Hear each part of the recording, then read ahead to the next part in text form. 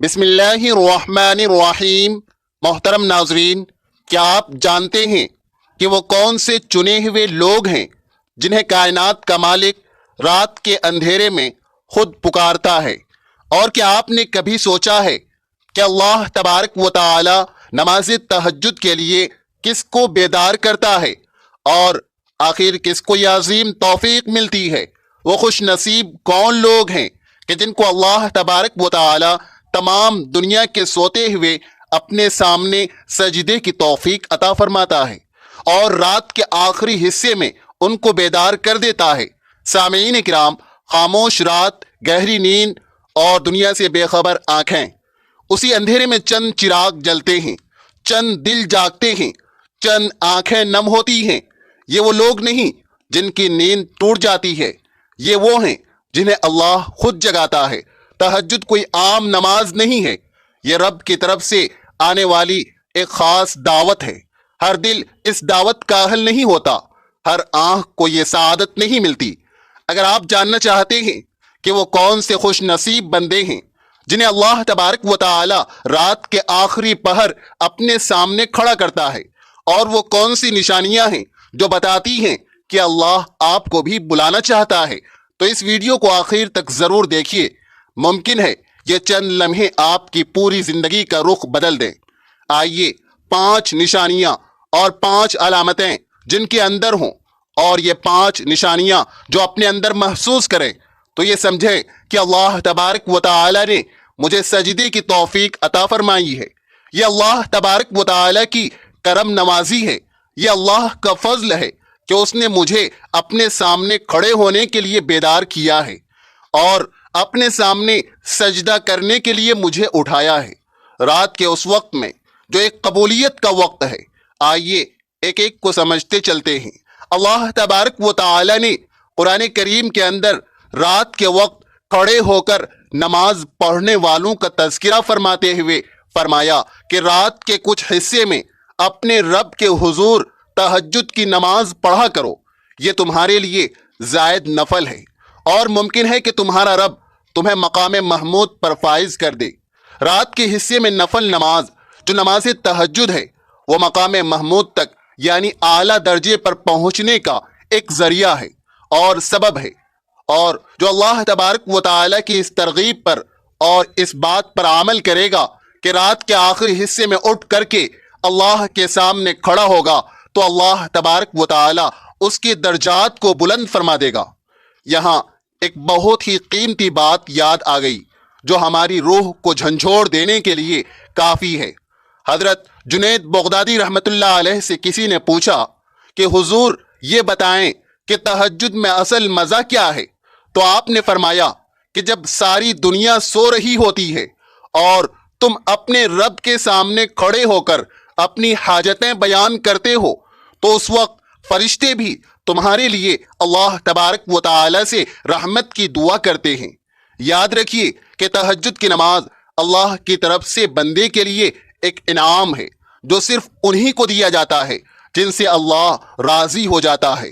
یہ وقت ایسا ہے کہ جب دعا اور قبولیت کے درمیان کوئی پردہ باقی نہیں رہتا۔ اللہ اپنی شان کے مطابق آسمانی دنیا پر جلوہ افروز ہوتا ہے اور آواز لگاتا ہے کہ ہے کوئی پکارنے والا جس کی پکار میں سنوں، ہے کوئی حاجت مند جس کی حاجت میں پوری کروں۔ ذرا تصور کریں کہ کائنات کا شہنشاہ آپ کا منتظر ہے اور آپ خواب خرگوش کے مزے لے رہے ہیں۔ یہ نماز اللہ تبارک و تعالی کے خاص بندوں کو نصیب ہوتی ہے جنہیں وہ رات کے آخری پہر میں جگا دیتا ہے۔ سوال یہ ہے کہ اللہ تبارک و تعالی کن لوگوں کو اس کی توفیق سے نوازتا ہے؟ کون ہیں وہ لوگ جو اس وقت بیدار ہو جاتے ہیں؟ کون ہیں وہ لوگ جو اتنے خوش نصیب ہیں اور اتنے خوش قسمت ہیں؟ بہت سے لوگ سوچتے ہیں، چاہتے ہیں، لیکن پھر بھی انہیں یہ نماز نصیب نہیں ہوتی ہے۔ صرف وہ سوچتے ہی رہ جاتے ہیں، لیکن انہیں اس نماز کے پڑھنے کی توفیق تک نہیں ملتی۔ سب سے پہلے وہ بندہ جو اپنے دل کے اندر اس نماز تہجد کے پڑھنے کا پختہ ارادہ کر لیتا ہے، پکا ارادہ کر لیتا ہے، اور جس کا دل ٹوٹا ہوا ہو، جو دنیا کی تکلیفوں سے، دنیا کی پریشانیوں سے، دنیا کے حالات سے، جس کا دل ٹوٹ چکا ہو، جو ہار چکا ہو، جسے کچھ نظر نہ آ رہا ہو، صرف اس کے سامنے اس کا رب ہو۔ یہاں میں آپ کو ایک سچا اور سبق آموز واقعہ سناتا چلوں جو آپ کے ارادے کو ہمالیہ سے زیادہ مضبوط کر دے گا۔ ایک اللہ والے کا ذکر ملتا ہے جن سے کسی نے پوچھا کہ حضرت، میں رات کو اٹھنا تو چاہتا ہوں مگر میری آنکھ نہیں کھلتی، کوئی ایسا نسخہ بتائیں کہ میں اللہ تبارک و تعالی کے سامنے کھڑا ہو سکوں۔ انہوں نے مسکرا کر فرمایا کہ اے شخص، تم دن میں اللہ کی نافرمانی چھوڑ دو، اللہ تمہیں رات کو اپنے سامنے کھڑا کر دے گا۔ یاد رکھیے، تہجد کی توفیق کوئی الارم کلوک نہیں دیتی، بلکہ اللہ تبارک و تعالی کی وہ محبت ہے جو بندے کو بستر سے کھینچ لاتی ہے۔ ایک اور بزرگ کا واقعہ ہے کہ وہ سخت سردی میں بھی تہجد نہیں چھوڑتے تھے۔ کسی نے پوچھا کہ اتنی ٹھنڈک میں آپ کیسے ہمت کرتے ہیں؟ تو انہوں نے رو کر جواب دیا کہ جب شہنشاہوں کا شہنشاہ پکار رہا ہو کہ ہے کوئی مجھ سے مانگنے والا، تو پھر ایک سچے عاشق کو نیند کیسے آ سکتی ہے؟ یہ وہی تڑپ ہے جو بندے کو عام سے خاص بنا دیتی ہے۔ جس کے دل میں یہ تڑپ پیدا ہو جائے، پھر فرشتے اس کے مصلے پر اس کا انتظار کرتے ہیں اور عرش والا اس کی سرگوشیوں کو سنتا ہے۔ یہ وہ مقام ہے جہاں بندہ زمین پر ہوتا ہے مگر اس کی پکار آسمانوں کے پردے چیر کر عرش الہی تک پہنچ جاتی ہے، اور اس کے دل میں پختہ ارادہ ہے کہ میں رات کے آخری حصے میں اٹھ کر اللہ کو مناؤں گا، اللہ کو راضی کروں گا، اور وہی رب ہے، وہی خدا ہے جو میری ان تمام تر تکلیف پریشانیوں کو دور کرنے پر قادر ہے۔ جس بندے کے دل میں پختہ ارادہ ہوگا اس بات کا کہ میں نماز تہجد کے لیے بیدار ہوں گا، تو یقیناً اللہ تبارک و تعالی اس شخص کو اپنے لیے اپنے سامنے سجدہ کرنے کے لیے قبول فرما لیتا ہے اور اس کو سجدہ کرنے کی توفیق عطا فرما دیتا ہے۔ صرف سوچ لینا کافی نہیں بلکہ دل کا پختہ ارادہ، یہ کہ یہ عمل مجھے کرنا ہے تو کرنا ہے، یہ نماز مجھے پڑھنی ہے تو پڑھنی ہے۔ دل میں پختہ عزم اور ارادہ نہ چاہتے ہوئے بھی اپنے آپ کو بیدار کرنے کی کوشش کرنا۔ آنکھ تو کھل گئی ہے لیکن اب ہمت نہیں ہو رہی ہے اٹھنے کی، تو اس وقت فوراً اپنے نفس کو کنٹرول کر کے، اپنے نفس کو دبا کر کے، اپنی خواہش کو ختم کر کے، جو میٹھی نیند ہوتی ہے اس میٹھی نیند کو دبا کر کے اور فوراً اپنے بستروں کو چھوڑ دینا۔ اس کے بعد اللہ تبارک و تعالی بندے کی مدد فرماتا ہے۔ اس کے بعد اللہ تبارک و تعالی بندے کو اپنے قریب لے لیتا ہے کہ یہ وہ بندہ ہے جس نے اپنے نفس کی نہیں مانی، میری مانی ہے۔ یہ وہ بندہ ہے جس نے اپنی خواہشات پر عمل نہیں کیا۔ اس کا دل چاہ رہا تھا سونے کا لیکن یہ سویا نہیں، میرے سامنے کھڑا ہو گیا۔ تو اس بندے کی قسمتیں بدلنا شروع ہو جاتی ہیں اور اللہ تبارک و تعالی اس کے حالات کو بدلنا شروع کر دیتے ہیں۔ دوسری چیز یہ ہے کہ بندہ اللہ تبارک و تعالی کے خوف سے اور اللہ تبارک و تعالی کے ڈر سے گناہوں سے نفرت رکھتا ہے۔ جس بندے کے دل میں گناہوں کی نفرت ہوگی، جو گناہوں سے نفرت رکھے گا، اللہ تبارک و تعالی اسے تہجد کی توفیق عطا فرما دے گا۔ گناہ یہ نہیں ہے کہ زنا کر لیا، گناہ بہت سارے ہیں۔ کسی پر ظلم کرنا، کسی کا برا چاہنا، کسی کے بارے میں برا سوچنا، کسی کی غیبت کرنا، کسی کی برائی کرنا، فرض نمازوں کو چھوڑ دینا، کسی کو تکلیف پہنچانا، کسی کے ساتھ دھوکہ دہی کرنا، کسی سے جھوٹ بولنا، ایسے بہت سارے گناہ ہیں۔ ماں باپ کی نافرمانی کرنا، چھوٹوں پر ظلم کرنا، کسی کا حق دبانا، کسی کا مال دبانا، تجارت میں، کاروبار میں، بزنس میں جھوٹ اور فراڈ کرنا، اسکیم کرنا، تو یہ سارے گناہ کبیرہ ہیں۔ اتنے سخت گناہ ہیں کہ اللہ تبارک و تعالی ان کی وجہ سے سخت ناراض ہو جاتا ہے اور بندے پر عذاب مسلط ہو جاتا ہے۔ تو گناہوں سے نفرت کوئی بھی چیز ہو، کوئی بھی ایسا عمل نہ کریں کہ جس سے اللہ تبارک و تعالی ناراض ہوتا ہو۔ پڑوسی کو تکلیف نہ دینا، اپنی زندگی کے روزمرہ کاموں کو دیکھیے کہ مجھ سے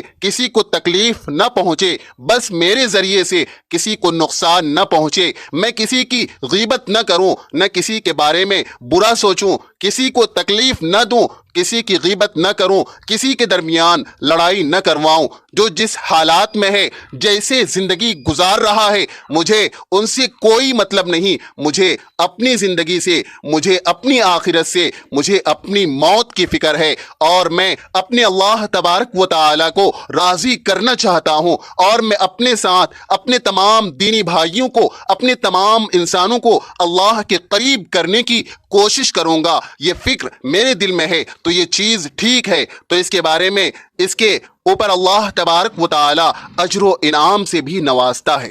अल्लाह तबारक व तआला इसके दर्जात को भी बुलंद कर देता है। लेकिन आदमी जब खाली बैठा रहता है तो फिर इधर उधर की बुराइयां और पता नहीं क्या क्या वो अपने दिल में लेकर बैठ जाता है। तो वो तरीका ठीक नहीं है, जो तरीका इस्लाम के खिलाफ है, कुरान और हदीस के खिलाफ है, वो तरीका ठीक नहीं है। नाज़रीन, जो तरीका ठीक है वो क्या है? कुरान और हदीस से जो चीज़ें हमें मिलता है, जो ये बात आपको समझ में आ गई, गुनाहों से नफरत। गुनाह ये नहीं कि ज़िना कर लिया या किसी लड़की से बात कर ली, बल्कि बहुत सारे गुनाह हैं जो हमसे रोज़मर्रा कदम कदम पर सरजद हो जाते हैं। तो इस चीज़ का ख़ास ख्याल रखने वाला इंसान अल्लाह तबारक व तआला का करीबी बन जाता है और अल्लाह तबारक व तआला उसे अपने सामने सजदा करने की तौफीक अता फरमा देता है। वरना गुनाह की नहुसत की वजह से अल्लाह तबारक व तआला उससे सजदे की तौफीक छीन लेता है। इसी तरीके से अल्लाह तबारक व तआला के लिए जो शख्स दुनिया से ताल्लुक तोड़ देता है, जो अपने दिल में दुनिया की मोहब्बत नहीं रखता कि मुझे दुनिया से कोई मतलब नहीं, दुनिया से कोई सरोकार नहीं, दुनिया के माल से, दुनिया के हुस्नो जमाल से, दुनिया की ख्वाहिशात से, दुनिया की बड़ी बड़ी बिल्डिंग और बड़े बड़े पार्क और बड़ी बड़ी गाड़ियां देखकर मेरे दिल में जर्रा बराबर भी ख्याल नहीं आता कि मैं भी ऐसा हो जाऊं, मेरे पास भी इतना मालो दौलत जमा हो जाए, इतना मालो दौलत आ जाए। नहीं, मेरे दिल में सिर्फ और सिर्फ अल्लाह की मोहब्बत है, अल्लाह के दीन की मोहब्बत है, अल्लाह के रसूल सल्लल्लाहु अलैहि वसल्लम की मोहब्बत है। ये चीज़ दिल में आ जाए और बंदे को दुनिया की कोई चीज़ मुतासिर न कर सके तो समझो कि उसके दिल में अब अल्लाह तबारक व तआला की मोहब्बत है, दुनिया की मोहब्बत नहीं है। हाँ, माल का आ जाना, माल का मिल जाना, माल का जमा करना, माल कमाना, हलाल रिस्क कमाना, ये बुरा नहीं है, लेकिन इसकी मोहब्बत दिल में पैदा कर लेना और इसके फूटने पर और माल के न मिलने पर अल्लाह से बदगुमान हो जाना, अल्लाह से दूर हो जाना, अल्लाह की शिकवा शिकायतें लोगों से करते रहना, ये गलत है। ये तो दुनिया की मोहब्बत हो गई कि दुनिया हमें न मिली तो हम अल्लाह से नाराज हो गए, हम अल्लाह की शिकवा शिकायतें करने लगे, अल्लाह तबारक व तआला की शान में गुस्ताखी करने लगे। तो ये चीज़ें गलत है। सही क्या है कि आदमी के दिल में जर्रा बराबर भी दुनिया की ख्वाहिशात, दुनिया की चीज़ें पैदा न हो, बल्कि जो कुछ हो रहा है बस वो हो रहा है, मुझे जर्रा बराबर कोई फर्क न पड़े, बस मुझे अपने अल्लाह तबारक व तआला को राजी करना है और मेरे दिल में अल्लाह की मोहब्बत है। दुनिया छूट गई है, कोई गम नहीं, कोई माल मुझे कमाना था, मैंने मेहनत की लेकिन मुझे नहीं मिला, कोई बात नहीं, उसमें अल्लाह की मर्जी है, मेरी मर्जी नहीं चल सकती। तो अपने दिल से दुनिया की मोहब्बत निकाल कर अल्लाह तबारक व तआला की मोहब्बत को जो शख्स अपने दिल में बिठा लेता है तो अल्लाह तबारक व तआला उसे सजदे की तौफीक अता फरमा देता है।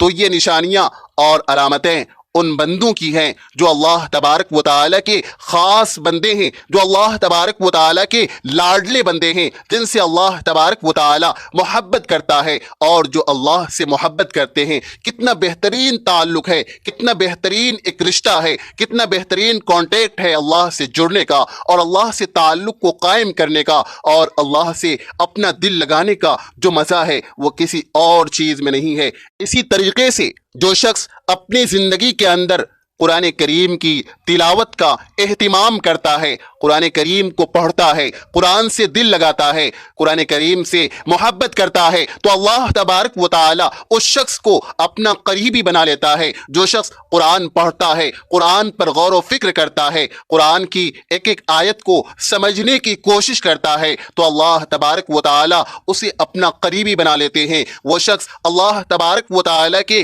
करीब होता चला जाता है। कुरान को एक तो सुनहरी तौर पर पढ़ना है, एक कुरान को समझकर اور اس کے اوپر غور و فکر کر کے پڑھنا ہے کہ اس کے آیت میں میرے اللہ تبارک و تعالی نے مجھے کیا کیا حکم دیا ہے اور مجھے کیا کرنا ہے۔ یہ جو قرآن کریم کے پڑھنے کا طریقہ ہے، یہ ہے ہماری زندگی کو بدلنے والا طریقہ۔ تو اللہ تبارک و تعالی اس کی زندگی کو بدلنا شروع کر دیتے ہیں، ان کی زندگی میں چینجنگ آتا ہے۔ اللہ تبارک و تعالی اس بندے کو ترقی عطا فرما دیتا ہے، دنیا و آخرت کی کامیابی اس بندے کو عطا فرما دیتا ہے۔ تو میں نے آپ کے سامنے کچھ چیزیں رکھی ہیں اور کچھ باتیں رکھی ہیں کہ جو اللہ تبارک و تعالی کے خاص بندوں کی علامتیں اور ان کی شناخت ہیں، جو اللہ کے خاص بندوں کی نشانیاں ہیں، جنہیں اللہ تبارک و تعالی توفیق عطا فرما دیتا ہے۔ تو غیبت نہ کرنا، کسی کے بارے میں برا گمان نہیں کرنا، جھوٹ نہیں بولنا، دھوکہ دہی نہیں کرنا، فراڈ نہیں کرنا،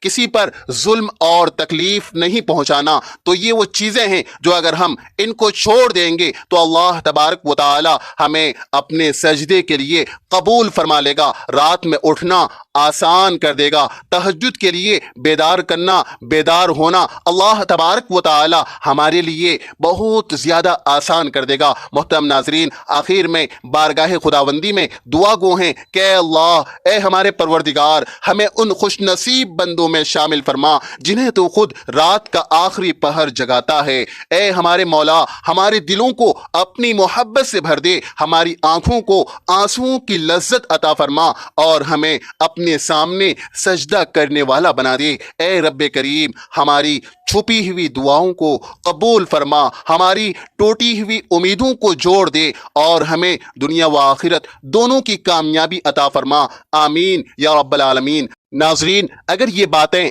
آپ کے دل کو چھو گئی ہو، اگر آپ کے دل میں اللہ تبارک و تعالی کی طرف لوٹنے کا جذبہ جاگا ہو تو اس ویڈیو کو لائک ضرور کیجئے تاکہ یہ پیغام مزید دلوں تک پہنچ سکے۔ اپنے دوستوں اور رشتہ داروں کے ساتھ ضرور شیئر کیجئے، شاید کسی کی زندگی میں یہ بات ہدایت کا سبب بن جائے۔ اور کمنٹ میں اپنی رائے، احساسات یا دعاؤں کی درخواست ضرور لکھیے تاکہ ہم سب ایک دوسرے کے لیے دعا گو بن سکے۔ ناظرین، ملتے ہیں پھر کسی اگلی ویڈیو میں، تب تک کے لیے اجازت دیجیے۔ السلام علیکم ورحمۃ اللہ وبرکاتہ۔